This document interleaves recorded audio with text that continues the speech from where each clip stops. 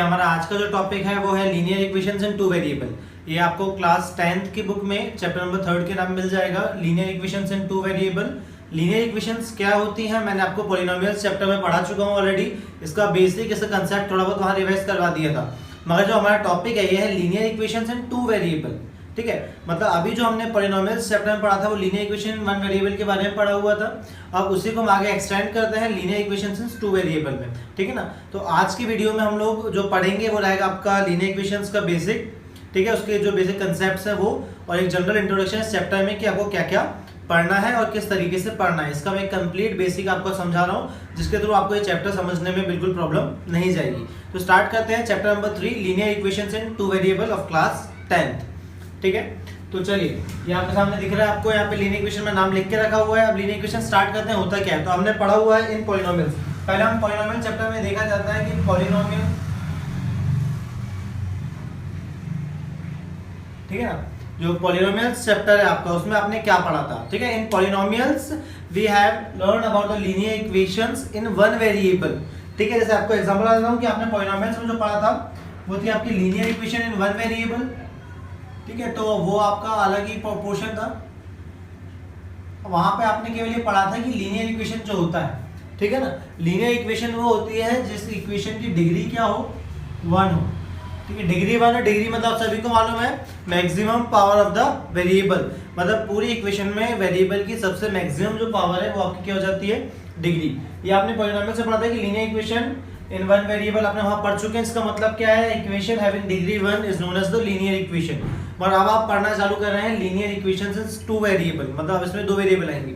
मैं यहाँ को समझा देता हूँ। यहाँ पे आपने एग्जांपल पढ़ा था, यहाँ पे जनरल फॉर्म होता था लीनियर इक्वेशन का, वो आपका जनरल फॉर्म इस तरीके से होता था कि ax + b = 0। ये आपका लीनियर इक्वेशन का जनरल फॉर्म था। सॉल्यूशन निकालना मैंने बताया था, वो काफी इजी था। वहां पे हमने जो सॉल्यूशंस निकाले थे लीनियर इक्वेशंस के, वो क्या किए थे, डायरेक्ट ट्रांसफर करके निकाले थे। और क्वाड्रेटिक इक्वेशन के जो सॉल्यूशंस थे वो हम लोगों ने फैक्टराइजेशन के थ्रू निकाले थे। ठीक है ना, इसका सॉल्यूशन मैंने आपको बताया था। भाई सॉल्यूशन मतलब क्या होता है, वेरिएबल ऑफ द, तो वैल्यू ऑफ द वेरिएबल, मतलब जो वेरिएबल है उसकी वैल्यू क्या है, वो इक्वेशन का सॉल्यूशन कहलाता है। तो यहाँ पे वेरिएबल है x। ठीक है, जिन्हें कांस्टेंट वेरिएबल्स में प्रॉब्लम है वो मेरे जो चैप्टर नंबर 2 पॉलिनोमियल्स का इंट्रोडक्शन वीडियो है वो आप चेक आउट कर लें, वहां से आपको काफी अच्छे से क्लियर हो जाएगा। पूरा कंसेप्ट वहां मैंने समझाया हुआ है कांस्टेंट ऑफ वेरिएबल का। चलिए, तो यहाँ से अगर आपको x की वैल्यू निकालनी तो आप क्या करेंगे, x को यहाँ पे सेपरेट करना चालू करेंगे, मतलब b को वहां ले जाएंगे। तो x = b वहां जाएगा तो ये हो जाएगा प्लस का b, वहां जाके हो जाएगा माइनस का b, और ये मल्टीप्लाई का a में जाएगा तो x के लिए माइनस का b। इस तरीके से आप लोग काफी इजीली सॉल्यूशन निकाल सकते हैं। जैसे सपोज करिए कि वो इक्वेशन दी है 2x + 5 = 0, तो यहाँ से x की वैल्यू क्या जाएगी, 2x = प्लस का 5, वहां जाएगा माइनस का 5, और x = माइनस का 5/2, ये आपका वैल्यू आ गई। ठीक है, यहाँ तक क्लियर हुआ आपको, वैल्यू कितनी इजीली आपके सामने निकल गई। ये तो बात हो गई लीनियर इक्वेशन वन वेरिएबल की। अगर वन वेरिएबल में दिया हुआ है तो इक्वेशन का सॉल्यूशन हम कैसे देखें, ठीक है ना। तो ये सिंगल वेरिएबल में आप इतने इजी तरीके से जो वैल्यू ऑफ वेरिएबल है वो निकाल सकते हैं, मतलब उनको हम जीरोस भी बोलते हैं। सेकेंडली चीज आपको ध्यान रखनी है, मैंने आपको बताया था कि जो लीनियर इक्वेशन होती है इसका जो ग्राफ होता है, इसका ग्राफ होता है स्ट्रेट लाइन। मैंने आपको समझा चुका हूँ कि graph of a linear equation, ठीक है ना। मैंने आपको जो वीडियोस पहले पढ़ाए हैं, अगर आपने नहीं देखे हैं तो बिल्कुल देख लें। मैं इस वीडियो के एंड में आपको स्क्रीन पर उसकी लिंक शो कर दूंगा, पॉलिनोमियल्स की पूरी जो प्लेलिस्ट है वो शेयर कर दूंगा, आप लोग वहां जाके पूरे वीडियोस को देख सकते हैं। ठीक है, तो graph of a linear equation, graph of a linear equation होता है हमेशा straight line. Graph of a linear equation is always a straight line, जिसकी इक्वेशन होती है y = mx + c। y = mx + c, यहाँ पे ये दोनों वेरिएबल्स को रिप्रेजेंट कर रहे हैं। c is a constant and m is a constant. Clear है। तो हमेशा जो लीनियर इक्वेशन होता है उसकी जो ग्राफ होती है, मतलब जैसे आपको ये लीनियर इक्वेशन आपने यहाँ देख के रखी है, ये तो होगी सिंगल वेरिएबल में इसका सॉल्यूशन निकलेगा, ठीक है ना। अब इसको आप ग्राफिकली जब शो करना चाहेंगे तो वो उसके लिए आपको लीनियर इक्वेशन टू वेरिएबल है की जरूरत पड़ेगी। लीनियर इक्वेशन टू वेरिएबल्स क्या क्या होता है, ग्राफिकल सॉल्यूशन होता है। जैसे मैं आपको फॉर एग्जांपल समझाता हूँ। ये तो मैंने केवल आपको पॉलिनोमियल्स चैप्टर को यहाँ पे थोड़ा सा रिवाइज करवाया है, वहां पे आपने केवल इंट्रोडक्शन पढ़ा था, ग्राफ नहीं पढ़ा था लीनियर इक्वेशंस के लिए वहां पे, क्योंकि केवल लीनियर इक्वेशन क्या थी, वन वेरिएबल में थी। अब हम आते हैं पॉलिनोमियल्स के अगले सेक्शन पे, जहां पे हम आपको लीनियर इक्वेशन वन वेरिएबल के अलावा लीनियर इक्वेशन इन टू वेरिएबल को भी स्टडी करना है। तो हमारा जो नेक्स्ट टॉपिक है वो है linear equations in two variable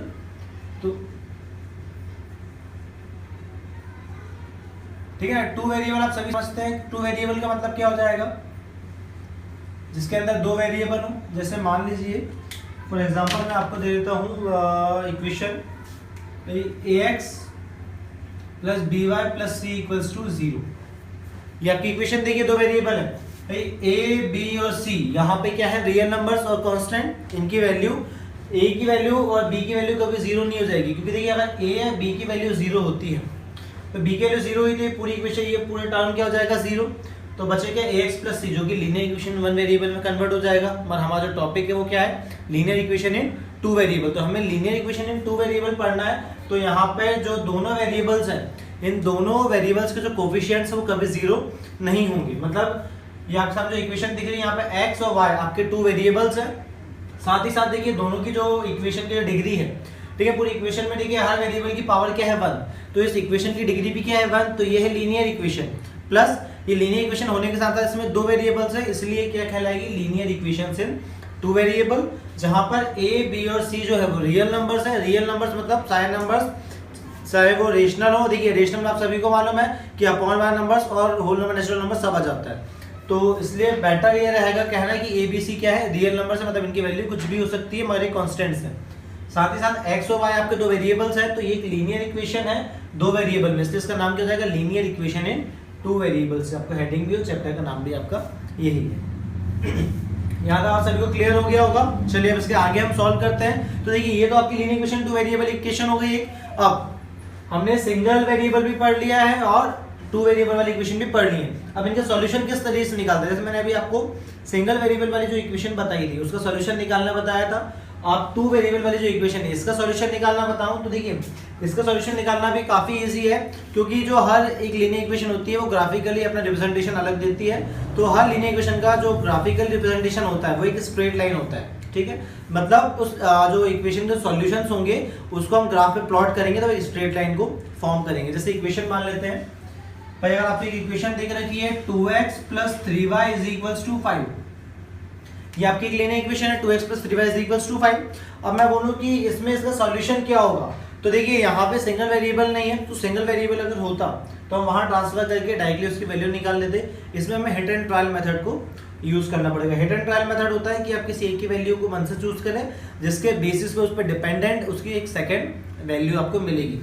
भाई जैसे मैं बोलूं कि अगर मैं यहाँ से x की एक वैल्यू निकालूं, सपोज करूं, तो उस x से करस्पॉन्डिंग उस y की पर्टिकुलर एक ऐसी वैल्यू होगी जिस पे इस इक्वेशन का क्या होगा, सॉल्यूशन मिलेगा आपको। जैसे मान लीजिए कि मैं मान लेता हूं at x is equals to 1 and y is equals to 1, ठीक है ना भाई। x इज इक्वल्स टू 1 और y इज इक्वल्स टू 1 मैंने लिया, तो यहाँ पे क्या हो रहा है, 2 into 1 plus 3 into 1 is equals to 5 और 2 प्लस 3 इज इक्वल्स टू 5 और 5 इज इक्वल्स टू 5। क्लियर आप सभी को यहाँ पे कि भाई solution of the equations makes two sides equal, मतलब किसी भी इक्वेशन का सॉल्यूशन होता है उसके दोनों साइड को क्या करता है, इक्वल। मगर अगर आप किसी इक्वेशन को सॉल्व करना है और उसका सॉल्यूशन बिल्कुल एक्यूरेट है या नहीं आपको ये चेक करना है, तो उसके लिए आपको इतना ही करना पड़ेगा कि उसके जो सॉल्यूशन है उसकी वैल्यू इक्वेशन में रखें और उसके अगर लेफ्ट हैंड साइड और राइट हैंड साइड दोनों ही इक्वल आ जाते हैं, मतलब आपके सॉल्यूशंस बिल्कुल करेक्ट हैं। क्लियर है, स्टेटमेंट रिवाइज कर देता हूं कि solution of the equation make two sides equal, मतलब किसी भी इक्वेशन का सॉल्यूशन होगा उसकी दोनों साइड को इक्वली बताएगा वो।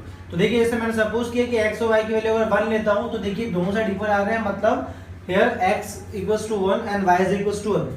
आप सभी को मालूम है इसे रिप्रेजेंट करने का तरीका, हम कोऑर्डिनेट सिस्टम में इस तरीके से रिप्रेजेंट करते हैं x, y।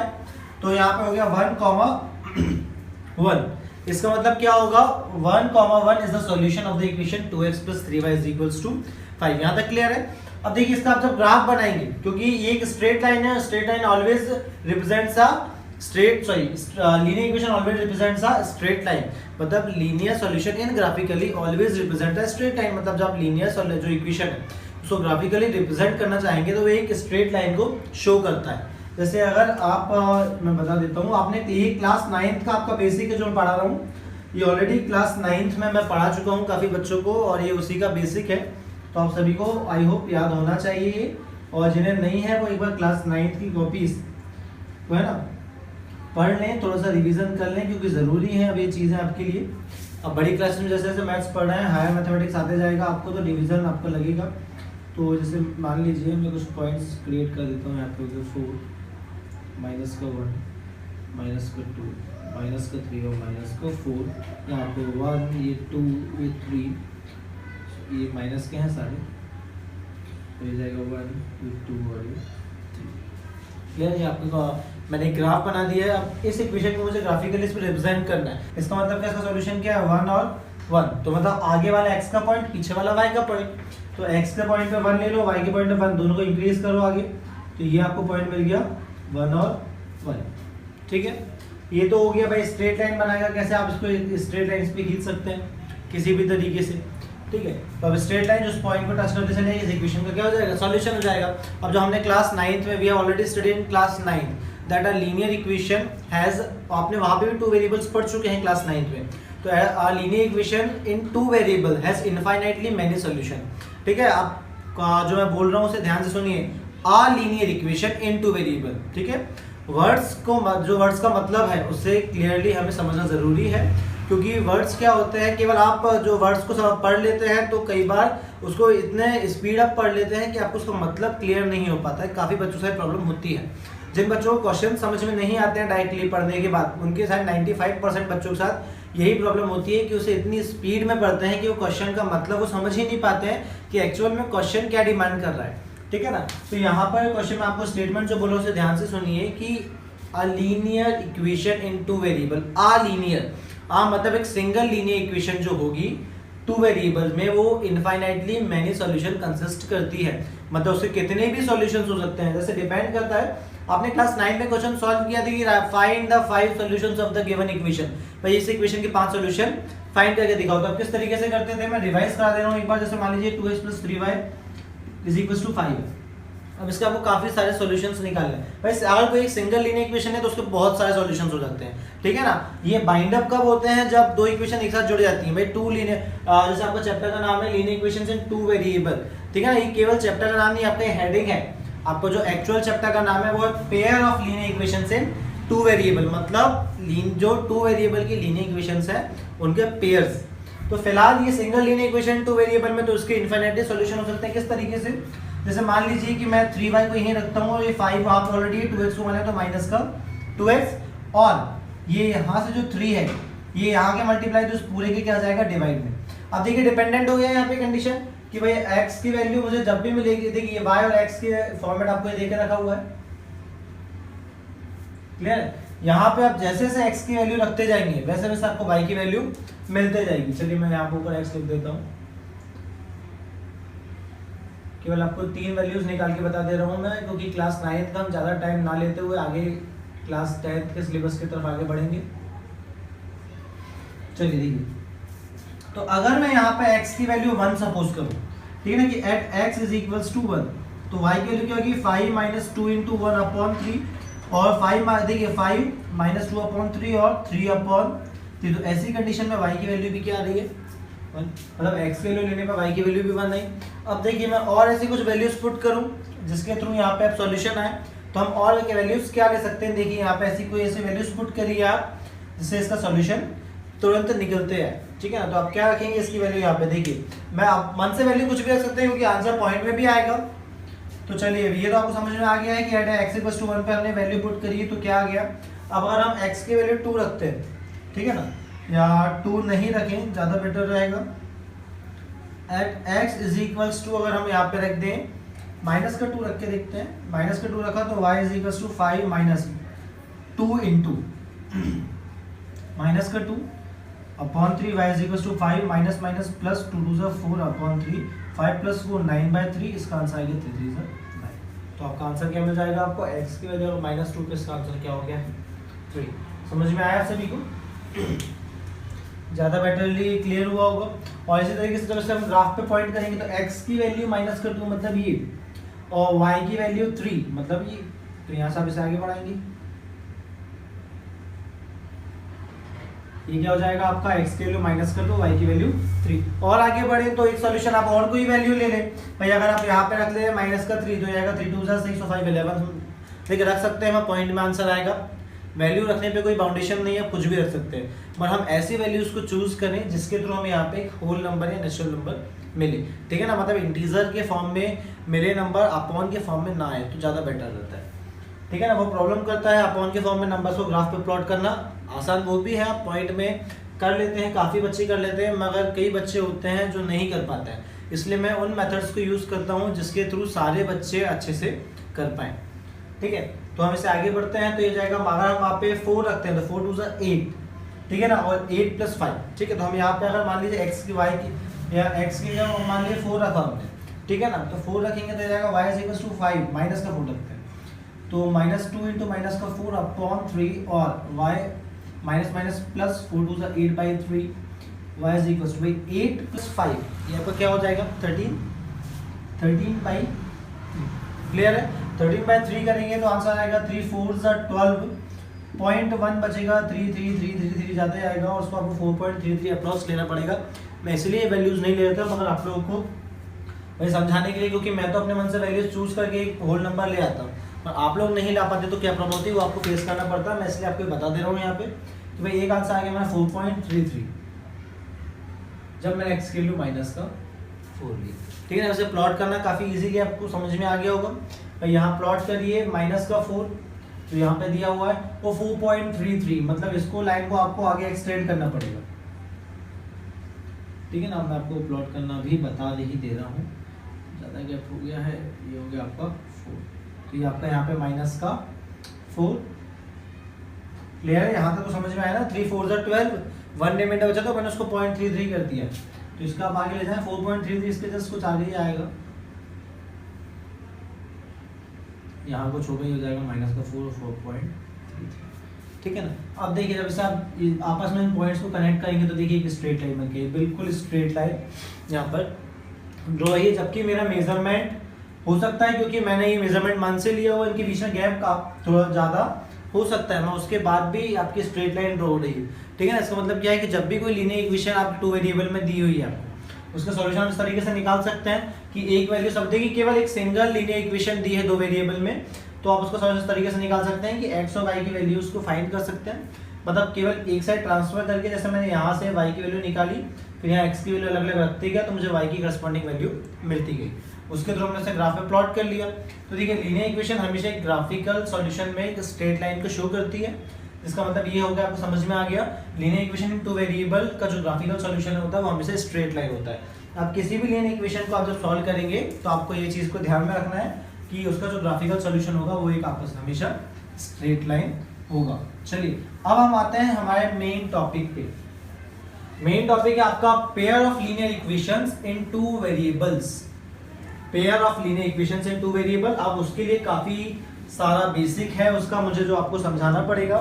ठीक है ना, उसका बेसिक आपको समझाना जरूरी भी है, क्योंकि अगर आप वो नहीं समझेंगे तो आप थोड़ा सा आगे शायद प्रॉब्लम आपको जा सकती है समझने में। तो हम देख लेते हैं कि every solution of the equation is a point on the line representing it. मैं आपको बताना भूल गया था जस्ट अभी कि हमने जो अभी सॉल्यूशन किया उसमें आपने देखा कि जो स्ट्रेट लाइन है, ठीक है ना भाई, स्ट्रेट लाइन तो पूरी जा रही थी यहाँ पे स्ट्रेट बिल्कुल। अब हमने यहाँ से स्टार्ट करी, यहाँ तक खत्म करी थी उस लाइन को, मगर आपने देखा कि उस लाइन को जो हमने बनाई थी यहाँ पे उसमें केवल 3 ही पॉइंट आ रहे थे। 3 ही पॉइंट अब क्यों आए वो देखिए भाई। देखिए यहाँ पर जब हमने इसे सॉल्व किया तो हमारे पास केवल 3 ही सॉल्यूशंस मिले थे, तो वो जो लाइन उस 3 पॉइंट को टच करती हुई गई। इसका मतलब क्या है कि every solution of the equation is a point on the line representing it. मतलब उस इक्वेशन, देखिए हर इक्वेशन का हर सॉल्यूशन क्या करता है कि जो लाइन उसको रिप्रेजेंट कर रही है ना उसी के ऊपर होता है। मैं रिपीट कर देता हूं कि every solution of the equation is a point on the line representing it. मतलब जो लाइन उस पॉइंट को रिप्रेजेंट कर रही है, ठीक है, वो जो पॉइंट्स हैं उस लाइन के ऊपर ही आएंगे। भाई जैसे आपके स्ट्रेट लाइन है, लीनियर इक्वेशन 2 वेरिएबल को डिफाइन करती है ग्राफ पर, तो उस लीनियर इक्वेशन के सॉल्यूशंस है उस लाइन के ऊपर ही क्या करेंगे, लाई करेंगे। क्लियर आप सभी को यहाँ तक। अब हम इसके आगे पर